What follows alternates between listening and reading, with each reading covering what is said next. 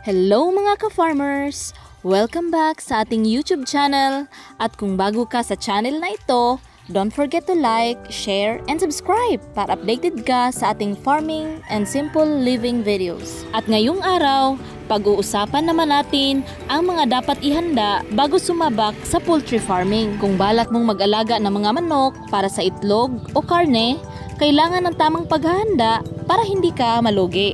Kaya stay tuned at panoorin hanggang dulo. Una, magsaliksik at mag-aral. Bago ka magsimula, huwag agad bibili ng sisiw o ready-to-lay chickens. Mas magandang pag-aralan muna ang poultry farming.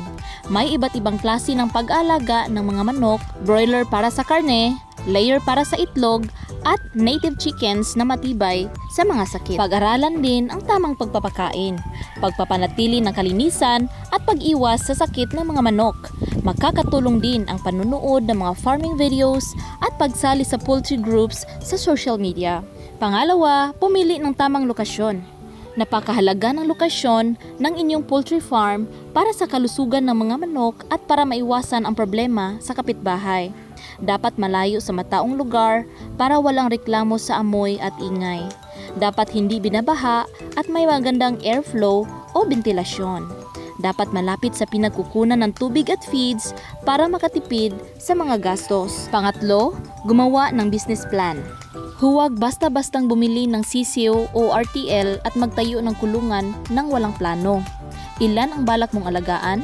Magkano ang puhunan mo? Kailan ka kikita? At dapat may strategy ka para kumita at hindi lang basta nag-aalaga. Pang-apat, maghanda ng poultry house o kulungan ng mga manok. Importante ang maayos na tirahan ng mga manok para lumaki silang malulusog. Siguraduhin na may sapat na espasyo para hindi siksikan ang mga manok. Kapag siksikan, mas madali silang magkakasakit. May proteksyon laban sa ulan, sobrang init at mga peste. Malinis at madaling linisin para maiwasan ang sakit at hindi mabaho. Panglima, pumili ng high quality na sisiw o mga inahin. Dito pa lang, dapat sigurado ka na.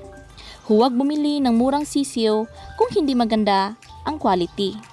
Kumuha sa mapagkatiwalaang supplier para maiwasan ang sakit at mataas ang survival rate ng mga sisiw o mga RTL chickens. Pang-anim, maghanda ng sapat na pundo.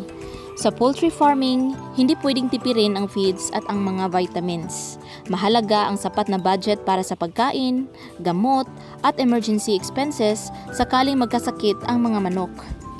Kung kulang ang pondo, mahihirapan kang mapanatili ang isang negosyo.